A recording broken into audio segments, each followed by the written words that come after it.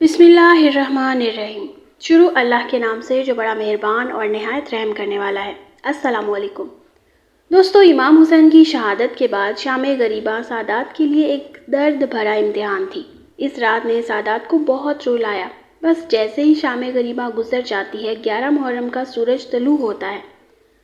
یزید کی فوج آل محمد کو رسیوں میں قید کر کے بیبیوں کو بے چادر کر کے کوفے کی طرف لے جاتے ہیں۔ تاریخ نے لکھا، جیسے ہی بی بی زینب حضرت امام حسین رضی اللہ تعالیٰ عنہ کی لاش کو دیکھتی ہیں کہ امام حسین کا جسم زمین کربلا پر بکھرا ہوا پڑا ہے، آپ کے جسم کا ایک بھی حصہ سلامت نہیں ہے، بس امام سجاد کو زنجیروں میں جکڑ کے طاق پہنایا جاتا ہے اور ایک بھاری پتھر پشت پہ رکھا جاتا ہے اور تمام بیبیوں کو قید کر کے کوفہ کی طرف لے جایا جاتا ہے۔ آل محمد کے اس قافلے میں کئی معصوم بچے تھے اور ان بچوں کو الگ الگ اونٹوں کی پشت پہ رسیوں سے باندھا گیا تھا۔ جس بھی اونٹ سے جو بچہ گر جاتا وہ اونٹ کے پاؤں تلے کچل کر وہیں شہید ہو جاتا۔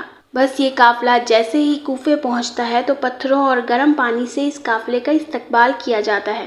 بی بی زینب کو باغی کی بہن بلایا جاتا ہے۔ بی بی زینب اپنے نانا کی امت کو دیکھ کر یہ فرماتی ہیں، اے لوگو، کوئی شرم کرو، میں تمہارے رسول کی بیٹی زینب بنت علی ہوں۔ لیکن وہ تمام لوگ ہنستے جاتے ہیں۔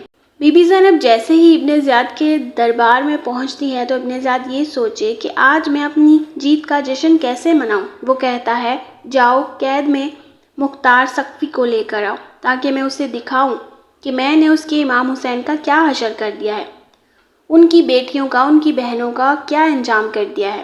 بس مختار سقفی کو لے کر آتے ہیں، اس کے سامنے امام حسین علیہ السلام کے سر کو پیش کرتے ہیں۔ مختار سقفی زنجیروں میں جکڑے ہوئے جیسے ہی امام حسین کے سر کو دیکھتے ہیں تو وہ دیکھ کر پریشان ہو جاتے ہیں۔ وہ سوچتے رہتے ہیں کہ یہ سر تو امام حسین علیہ السلام کا لگتا ہے، لیکن اللہ کرے یہ امام حسین کا نہ ہو۔ مختار سقفی کہتے ہیں، اے ابن زیاد، بتائیے کس کا سر ہے؟ وہ ہنس ہنس کے کہتا ہے، یہ تیرے امام حسین کا سر ہے۔ بس وہ زنجیروں کو توڑتے ہیں اور ابن زیاد کو گردن سے پکڑتے ہیں۔ اتنے میں امام سجاد مختار سقفی کے کندھے پہ ہاتھ رکھ کر کہتے ہیں، اے مختار، صبر کرو، میں سجاد ہوں، میرے ساتھ رسول اللہ صلی اللہ علیہ وآلہ وسلم کی بیٹیاں بھی اس دربار میں موجود ہیں۔ مختار سقفی زمین پر بیٹھ جاتے ہیں اور چیخ چیخ کے روتے رہتے ہیں۔ بس سپاہی آ کر مختار سقفی کو قید کر لیتے ہیں اور آل محمد کو کچھ دنوں کے لیے وہاں قید میں رکھا جاتا ہے۔ پھر یہ قافلہ کوفے سے اب شام کی طرف روانہ ہوتا ہے۔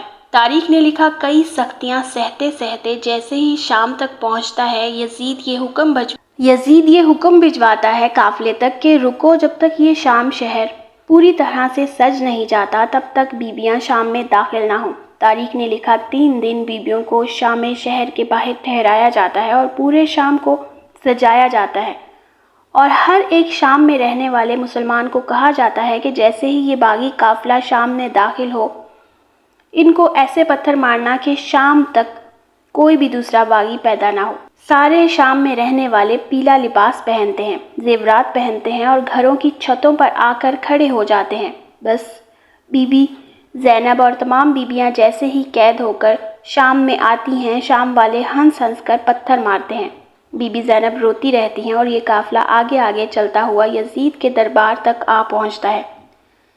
جیسے ہی یزید کے دربار تک پہنچتا ہے تو اس وقت یزید ہنستا جاتا ہے، خوشی سے جھومتا جاتا ہے اور امام حسین کے سر کی توہین کرنا شروع کر دیتا ہے اور یہ کہتا ہے کہ کاش میرے بڑے زندہ ہوتے تو میں ان کو بتاتا کہ میں نے بدر و احد کا کیسے رسول اللہ کے خاندان سے بدلہ لیا ہے۔ وہاں ایک یہودی جب یہ منظر دیکھتا ہے تو پوچھتا ہے کہ یہ بیبیاں کون ہیں اور یہ سر کس کا ہے اور یہ ایسا عجیب قافلہ کیوں ہے؟ درباریوں میں سے کہا جاتا ہے کہ یہ قافلہ محمد کی بیٹیوں کا ہے اور یہ سر بی بی فاطمہ کے بیٹے کا ہے۔ تو وہ کہتا ہے، فاطمہ بنت رسول اللہ جو تمہارے رسول کی بیٹی تھی، یہ اس کے بیٹے کا سر ہے؟ یزید کے دربار میں بیٹھے لوگ کہتے ہیں، ہاں یہ اسی کا سر ہے۔ تو وہ رو کے کہتا ہے، کیا تمہیں شرم نہیں آتی؟ ابھی تمہارے رسول کو صرف 50 سال ہی گزرے ہیں اور تم نے ان کے خاندان کا یہ حشر کر دیا کہ ان کی بیٹیوں کو قید کر کے بازاروں میں لے کر آئے ہو اور اس کے بیٹے کا سر کاٹ کے اس کی بے حرمتی کر رہے ہو۔ اے مسلمانوں، میں حضرت داؤد کے قبیلے میں سے ہوں اور آج بھی میری قوم میرا احترام کرتی ہے۔ جیسے ہی یہ شور یزید کے کانوں تک پہنچتا ہے، یزید اس کا سر قلم کرواتا ہے اور یزید امام حسین کے سر کی بے حرمتی کرتا رہتا ہے۔ اتنے میں امام سجاد فرماتے ہیں، اے یزید، جب تو اپنے آباء و اجداد کی تعریف کر رہا ہے تو مجھے بھی موقع دے تاکہ میں بھی ان لوگوں کو بتاؤں کہ میں کس خاندان کا ہوں۔ یزید کے ساتھی کہتے ہیں، اے یزید، یہ بیمار لرز رہا ہے، زنجیروں میں جکڑا ہوا ہے، تیرے سامنے کیا کہے گا؟ اس کو بھی موقع دے تاکہ یہ بھی منبر پر آ جائے۔ بس جب امام سجاد منبر پر آتے ہیں اور کہتے ہیں، تمام تعریفیں اس اللہ کے لیے ہیں جس نے تمام جہان کو پیدا کیا، اور تمام درود و سلام اس محمد صلی اللہ علیہ وآلہ وسلم پر جس کے دین کے لیے میرے خاندان نے سب کچھ قربان کر دیا۔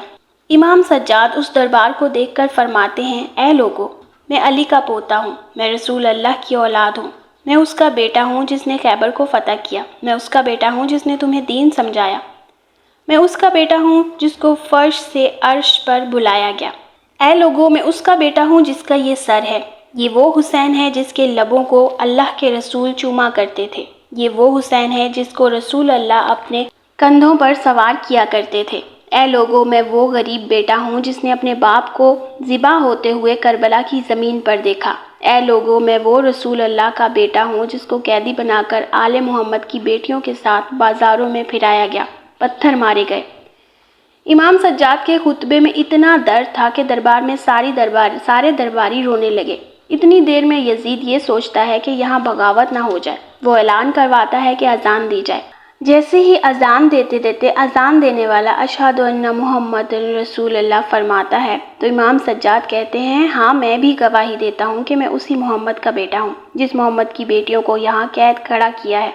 اے لوگو، یہ وہی محمد ہے جن کی یہ بیٹیاں ہیں، اور یہ حسین وہی حسین ہے جس کی رگوں میں رسول اللہ صلی اللہ علیہ وآلہ وسلم کا خون بہہ رہا ہے۔ بس دربار میں بغاوت شروع ہو جاتی ہے اور لوگ یزید سے نفرت کرنا شروع کر دیتے ہیں۔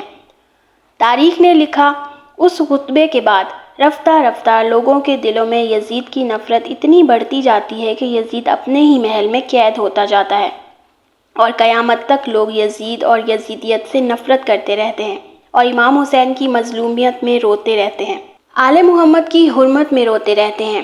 سلام ہو ان بیبیوں پر جو قیدی ہوتے ہوئے اسلام کو بچاتی آئی ہیں، سلام ہو آل محمد پر جنہوں نے سختیاں سہ کر ہمارے لیے اسلام کو بچایا، قرآن کو بچایا، ہمارے ایمان کو بچایا۔